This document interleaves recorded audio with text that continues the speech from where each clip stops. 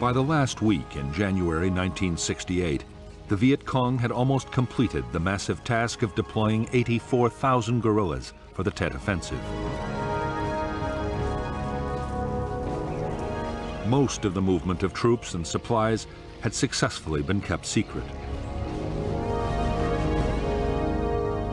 Even villagers who didn't support the Viet Cong stayed neutral, and few reports of guerrilla activity reached the government's intelligence agencies.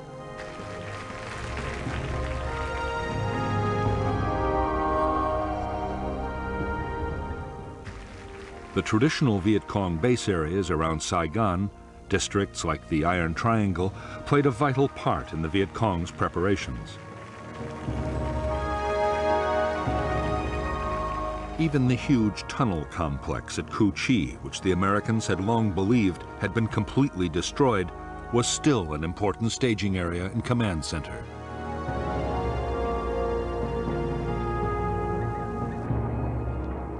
Nearer the city, the growing crowds of travelers arriving for the Tet celebrations covered the infiltration of guerrillas and their weapons.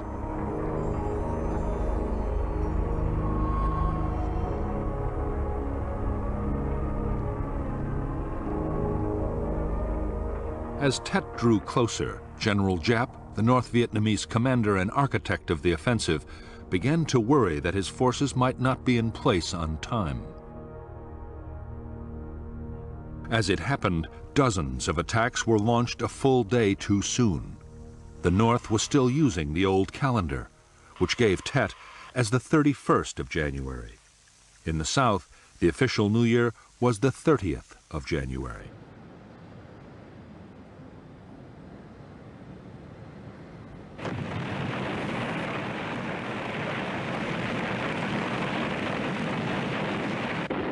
The wave of Viet Cong assaults in the early morning of January 30th, 1968, confirmed to the Americans that the suspected offensive was underway.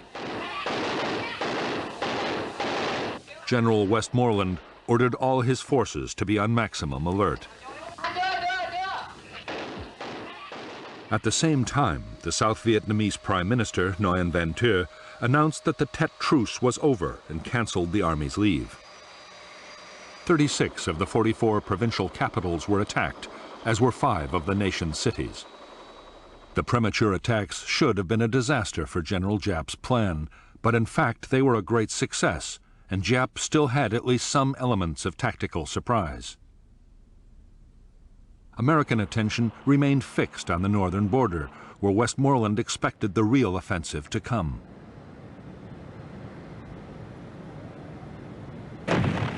There, the Marine combat base at Khe Sanh had already been under siege for 10 days.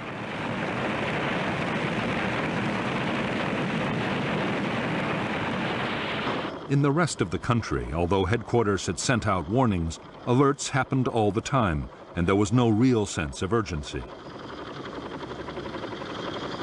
Half the South Vietnamese Army's troops were still away from their units on leave.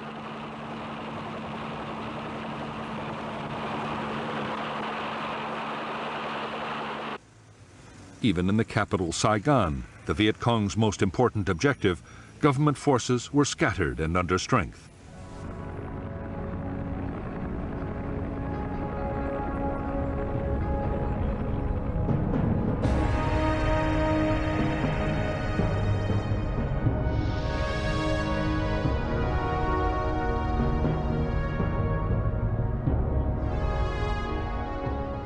In the days leading up to Tet, 11 Viet Cong battalions, mostly local units, had assembled for the main assaults inside Saigon. The spearhead force was the C-10 local Sapper Commando Battalion. Outside the city, elements of the 5th, 7th, and 9th Viet Cong divisions and 2 independent battalions were positioned to attack American bases, block roads, and reinforce the city units.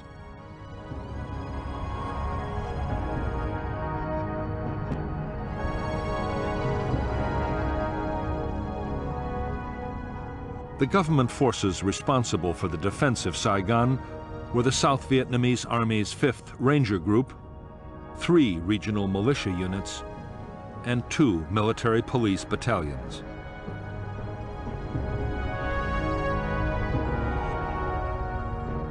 However, 2 elite airborne battalions were also in the city, at Tan Son Nhut Airport, on their way north. The only American units inside Saigon were the 716th U.S. Army Military Police Battalion and a Marine Security Guard detachment.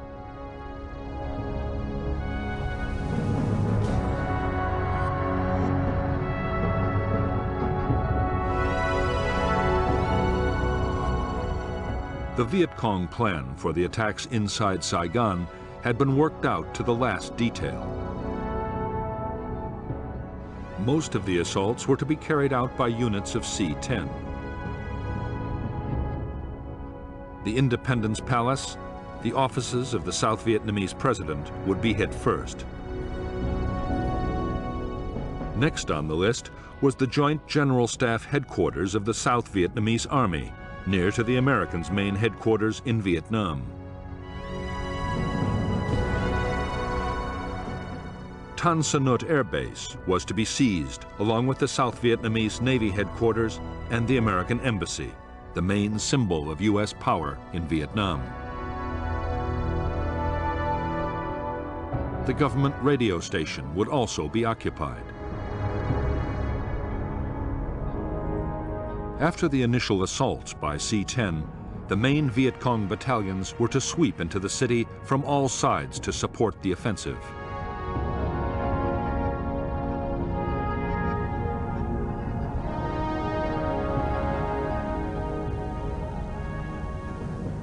In the early morning of January 31st, 1968, Viet Cong units the length and breadth of South Vietnam surged into action.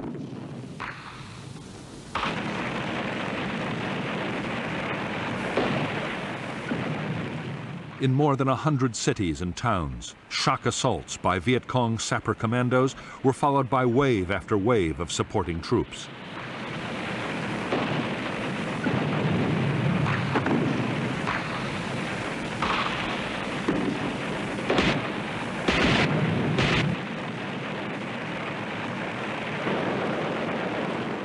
In Saigon, as one attack after another had erupted, there was complete confusion.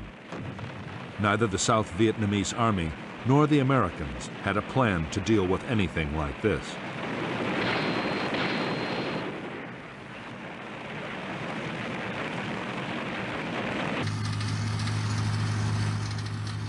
The Army's units were under strength and scattered, while the American MPs of the 716th Battalion had been left out of the alert issued the day before.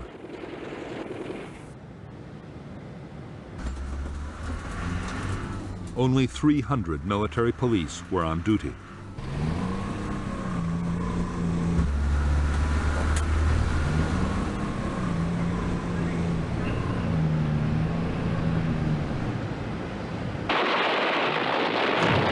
Of the many attacks the Viet Cong unleashed in Saigon on the morning of January 31st, the assault on the government radio station was the best organized. The station was captured, and the plan was to broadcast a tape of Ho Chi Minh calling for the population to rise up against the government.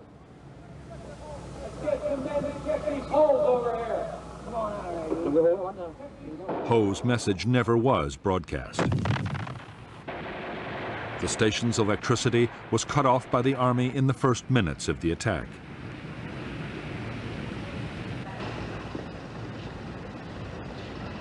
After a fierce 6-hour battle, government soldiers, including paratroopers brought in from the airport, succeeded in forcing out the surviving Viet Cong.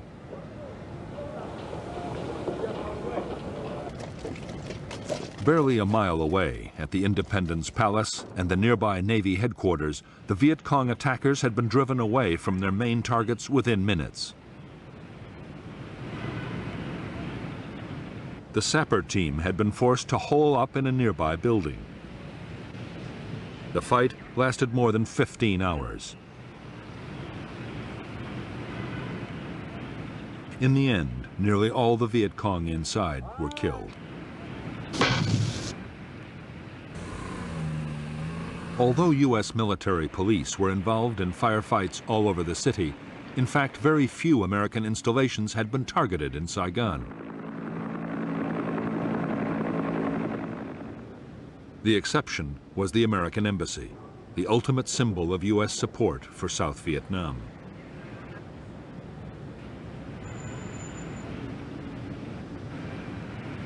The assault on the American Embassy began at 2:30 a.m. on January 31st.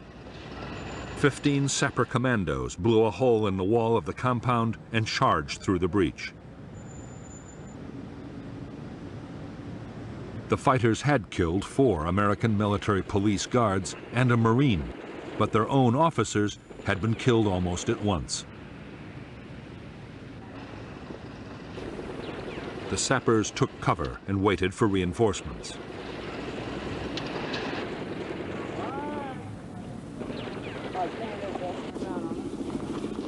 Soon, the Viet Cong were trapped within the compound, under fire from all sides.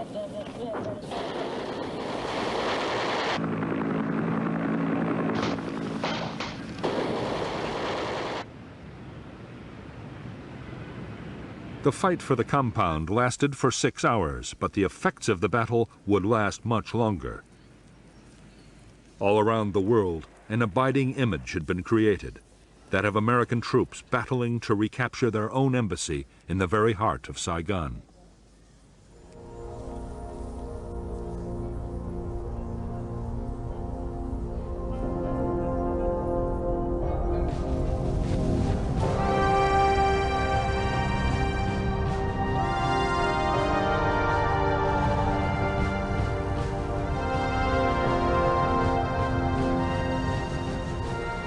The Viet Cong attack on the American Embassy and most other targets in Saigon city center had been launched by the elite sapper commandos of the C-10 Battalion.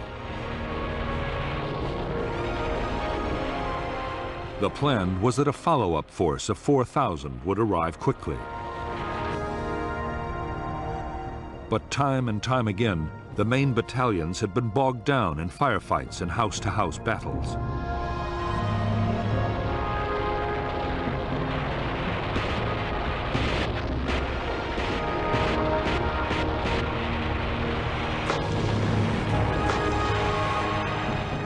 One of the sharpest clashes yet had happened near an American officer's quarters. The battle had quickly drawn in military police and any other U.S. personnel that could grab a weapon. During the night, a truck carrying 25 American military policemen to the fight was hit by a VC rocket head-on, and subsequent machine gun fire killed 16 Americans in a narrow street. Relief attempts had developed into a furious engagement which would go on for 12 hours.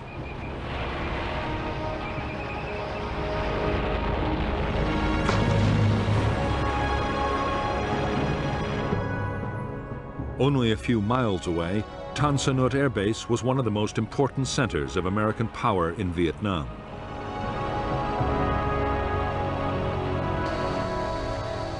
The defenders of Tan Son Nhut were a squadron of U.S. Air Force police, 2 platoons of Army headquarters guards, and the only 2 companies of South Vietnamese Army airborne troops not yet committed to battle elsewhere in the city.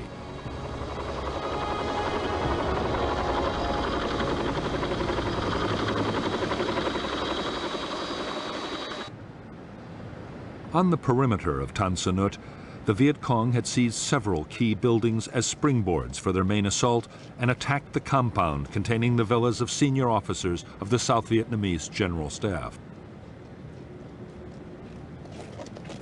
The guerrillas meant to hit the base from 3 sides with more than 1,000 troops. A large textiles plant was occupied as the base for their heavy machine guns and rockets.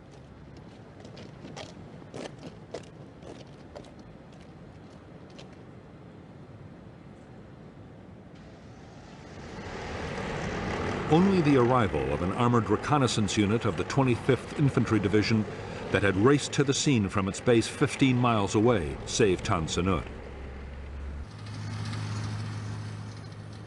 The tanks and APCs hit the attackers from behind and in furious fighting had split the Viet Cong force.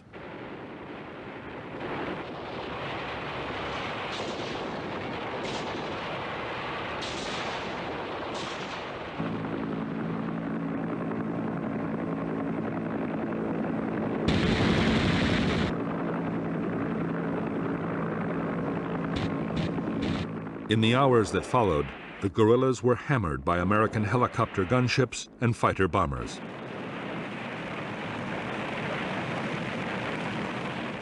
The attack on Tan Son Nhut was soon completely broken.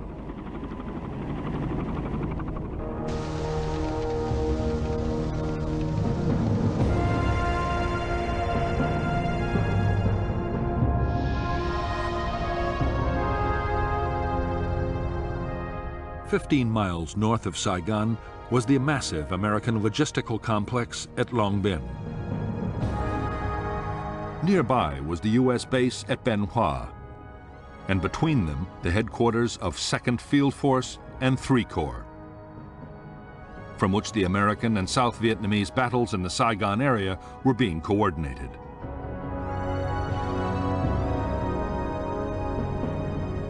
The main attacking forces were 2 full regiments of the Viet Cong 5th Division.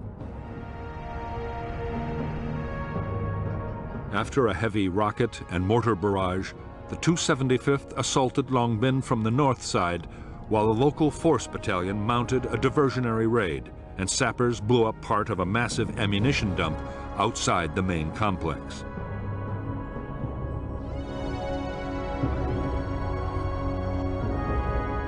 At the same time, the 274th hit Bien Hoa, and a local battalion tried to seize 3 Corps headquarters.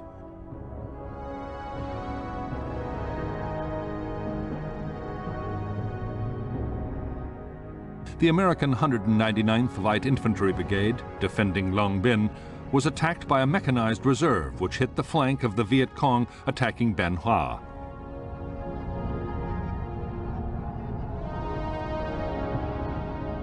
A unit of the 101st Airborne Division was airlifted in while helicopter gunships and more mechanized units joined the day-long battle, eventually driving the Viet Cong away from all their objectives.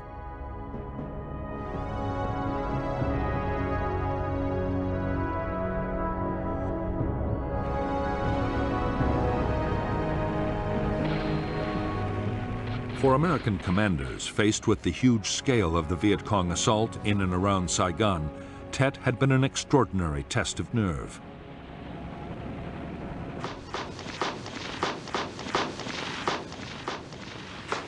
It had seemed as if the enemy was everywhere at once.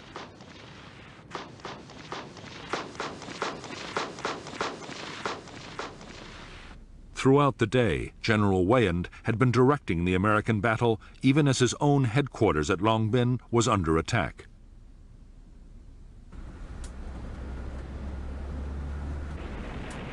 In the first 2 hours of the Tet offensive, Weyand had deployed 5,000 airborne and armored reinforcements. More than 500 armored personnel carriers, mounting their deadly .50 caliber machine guns, had been sent into combat.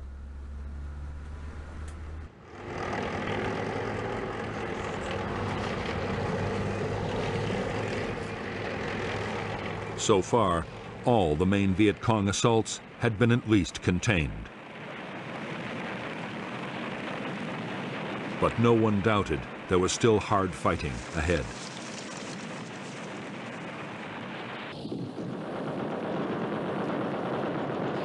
How would you assess the enemy's purposes yesterday and today? The enemy very deceitfully has taken advantage of the Tet truce in order to create maximum consternation within South Vietnam, particularly in the populated areas. In my opinion, this is... In spite of the temptation to throw everything he had into the battle against the guerrillas, General Westmoreland was determined to hold back. He was still convinced that the Tet attacks were a diversion from the main effort, which he expected to come in the northern border areas. he was deeply reluctant to commit his most mobile forces to street battles.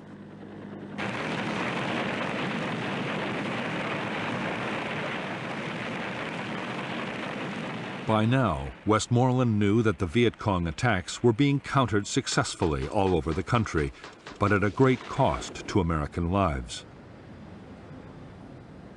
The South Vietnamese army was standing up well.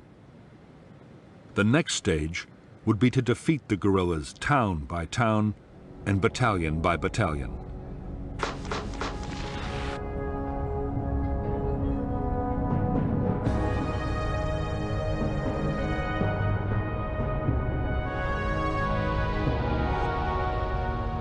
In the far south of Vietnam, in the heavily populated Mekong Delta, the Tet Offensive had seen Viet Cong assaults on nearly all of the 16 provincial capitals.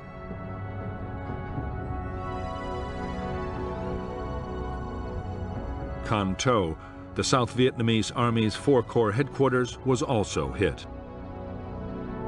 Route 4 was cut in 62 places.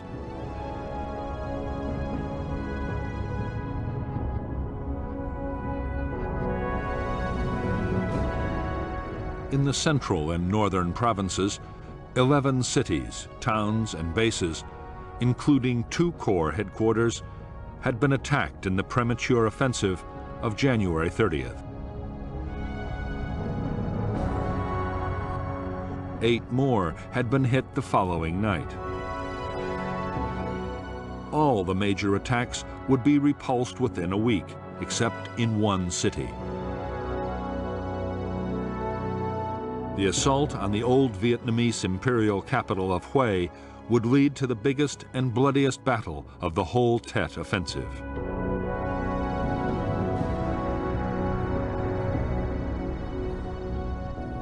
The city of Hue was the 3rd largest in South Vietnam and the ancient capital of its former emperors. It was split in 2 by the Perfumed River, over which ran key rail and road bridges.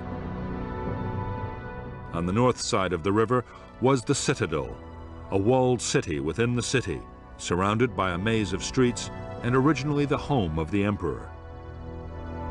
Near the citadel was the headquarters of the 1st South Vietnamese Army Division. On the other side of the river was the American headquarters compound.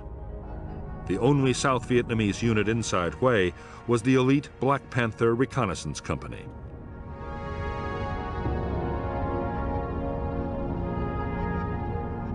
The assault on Hue was launched by 2 local Viet Cong battalions, elements of the 6th Regiment of the 325th NVA Division, and the 4th Independent Regiment.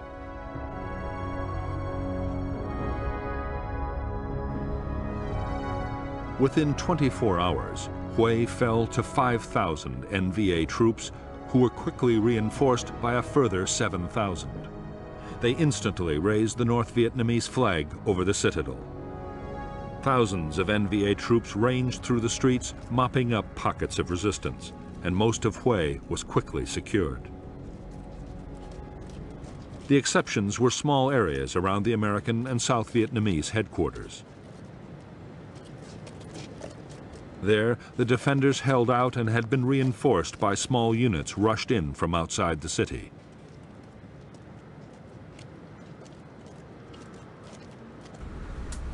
The U.S. Marines and South Vietnamese troops that had come to the aid of their beleaguered headquarters had run a gauntlet of NVA forces to get into the city.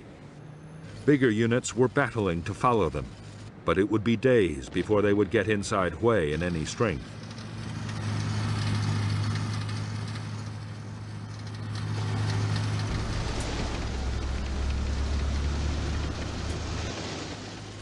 Meantime, it was clear that the North Vietnamese army meant to remain and would not be dislodged without a major battle.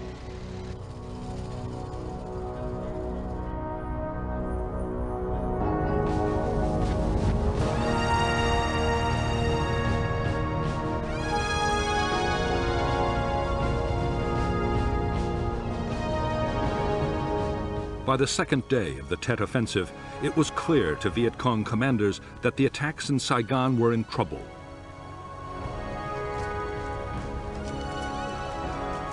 The assault teams had been driven out of most of their main objectives. The promised reinforcements had rarely arrived, and even nearby units had often failed to support each other.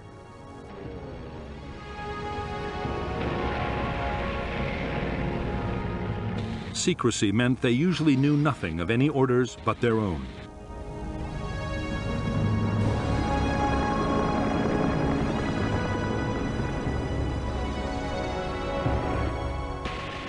The fight for Saigon had, by now, settled into a large number of separate battles, raging in different parts of the city.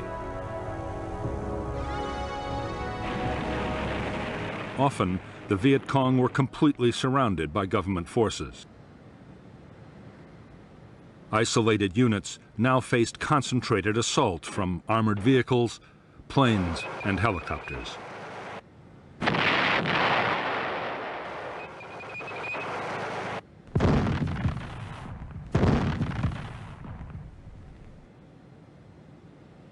In spite of the setbacks, the Viet Cong had succeeded in winning control of huge areas of Saigon.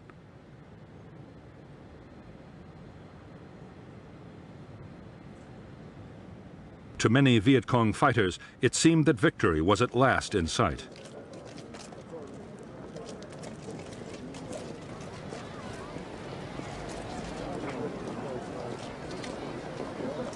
They had been promised that the people of Saigon would rise up to support them.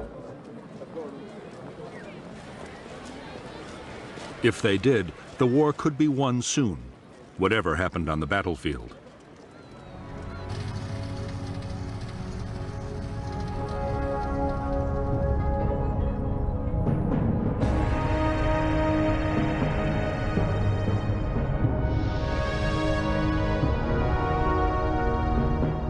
At the same time as the attacks on Saigon, the Viet Cong had launched powerful assaults on the surrounding towns. The headquarters of the 18th South Vietnamese Army Division was also hit. The headquarters had held out, and the town had been retaken after fierce fighting by American, South Vietnamese, and Australian units.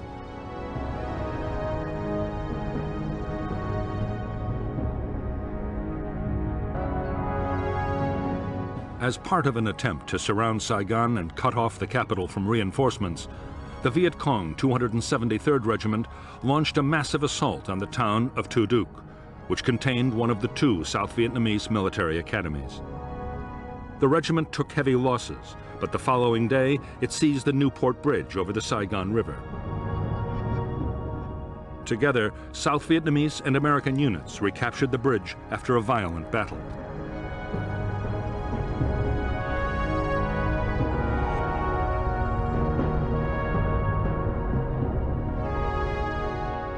At the high point of the Viet Cong assault on Saigon, the guerrillas occupied whole tracts of the west and south of the city. They used the Phu To racetrack as a major assembly area. The American 199th Light Infantry Brigade launched an all-out assault on the racetrack buildings, driving the Viet Cong into the streets around.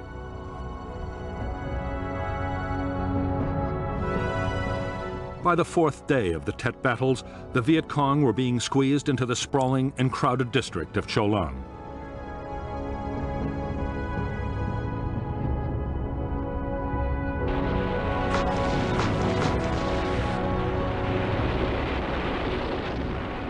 The drive to clear the Viet Cong from their last strongholds in Cho Lang and other parts of Saigon would last more than a month. Like the battles to clear residential districts all over South Vietnam, the fighting would be immensely costly in lives.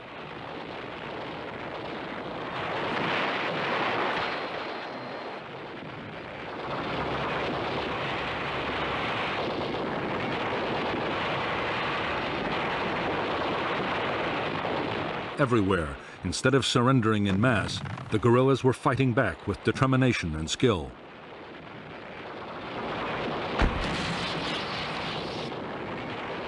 Most Viet Cong units committed to the Tet offensive had made no plans for a possible retreat. The hopes of Viet Cong leaders were now fading fast.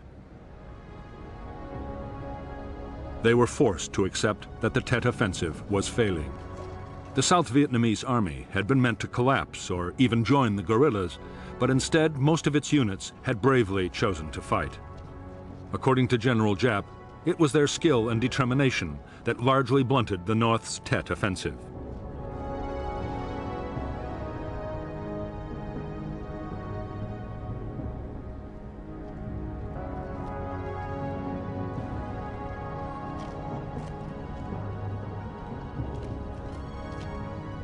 Even more disastrous, the uprising that was supposed to have seen thousands of civilians storming government buildings and proclaiming the revolution had not happened.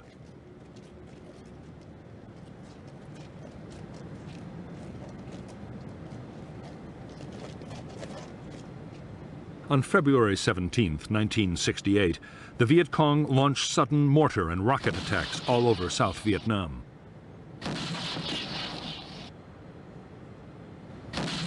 The attacks were no more than a symbolic gesture.